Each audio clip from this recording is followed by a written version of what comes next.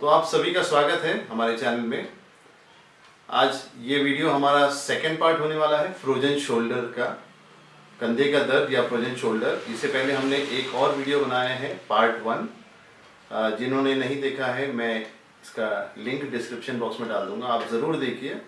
पहले वाली वीडियो में हमने बात की थी कि कंधे का दर्द क्यों होता है, किन किन तरह के कंधे के दर्द होते हैं, किस किस वजह से होते हैं, शोल्डर की बनावट कैसी होती है, और खासतौर पे हमने फ्रोजन शोल्डर की बात की थी, या कंधे का स्नायु जकड़ जाना। तो आइए इस सेकेंड पार्ट में हम आगे बढ़ के बताते हैं कि फ्रोजन शोल्डर हो जाने पे कौन कौन सी एक्सरसाइज या कौन कौन से व्यायाम आप कर सकते हैं। फिजियोथेरेपी का सबसे पहला एम होता है पेन रिलीफ। किसी भी तरह का दर्द हो, सबसे पहले हम दर्द कम करने के बारे में सोचते हैं। तो आपको दर्द कम करने के लिए आपके फिजियोथेरेपिस्ट कोई मोडालिटीज़ सजेस्ट करेंगे, जैसे कि इंटरफेरेंशियल थेरेपी, आईएफटी है, टेंस है, या थर्मोथेरेपी या गर्म सेक, या क्रायोथेरेपी, या बर्फ़ का सेक होता है, उससे आप दर्द कम कर सकते हैं।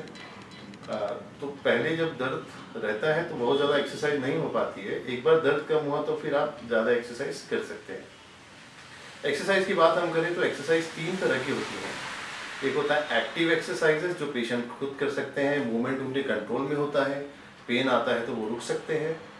दूसरी होती है एक्टिव असिस्टेड एक्सरसाइज। इसमें पेशेंट खुद की एक्सरसाइज खुद से करते हैं, जहाँ पे पेन आ गया वहाँ पे वो रुक जाते हैं, फिर फिजियोथेरेपिस्ट उनको आगे असिस्ट करके और आगे की रेंज खोलने में मदद करते हैं। तीसरी टाइप होती है पैसिव एक्सरसाइज। पैसिव एक्सरसाइज वहाँ पे काम आती है जहाँ पे पेन जोन आ जाता है कि इसके आगे हम नहीं बढ़ सकते, पेशेंट आगे नहीं बढ़ सकता है।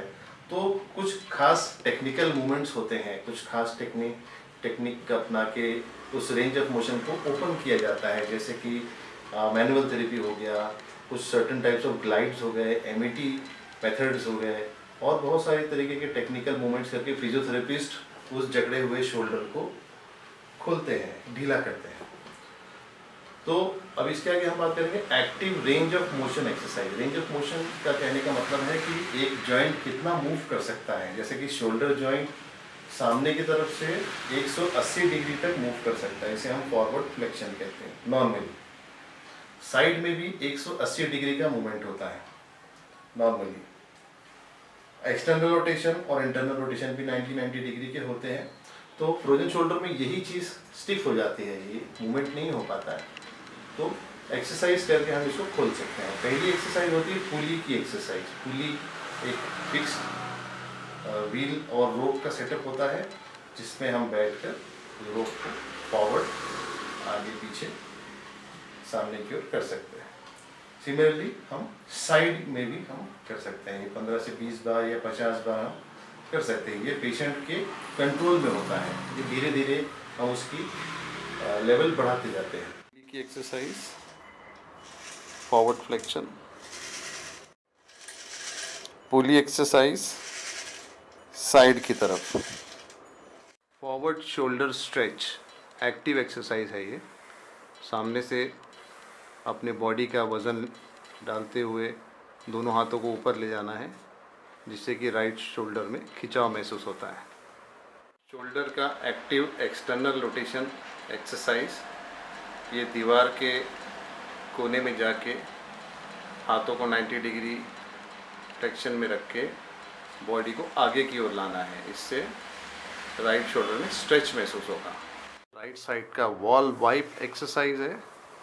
स्टार्टिंग पॉइंट 90 डिग्री फ्लेक्शन और धीरे धीरे ऊपर लेके जाना है दीवार के सहारे, ऊपर और पीछे की ओर जितना हो सकता है।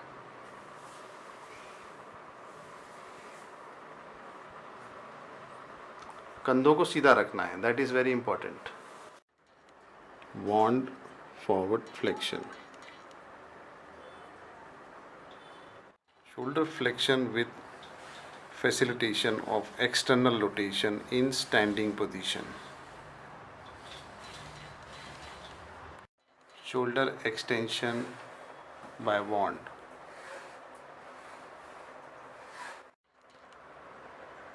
Right shoulder facilitation of internal rotation with the help of wand. Right shoulder external rotation facilitation with the help of wand. Right shoulder external rotation with the help of wand. Right shoulder internal rotation with the help of wand.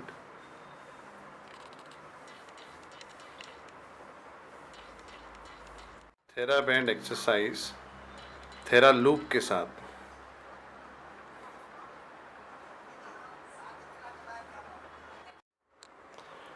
Thera tube के सहारे right shoulder का internal rotation.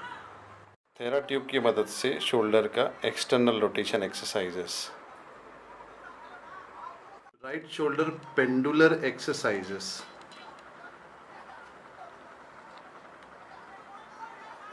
Pendular exercise horizontally. Physiotherapist आपको अच्छी तरह से guide करेंगे और आपको जल्दी से रिकवर होने में मदद करेंगे। I wish you all the very best and speedy recovery. मिलते हैं नेक्स्ट नई वीडियो के साथ अगली बार। So all the best and take care.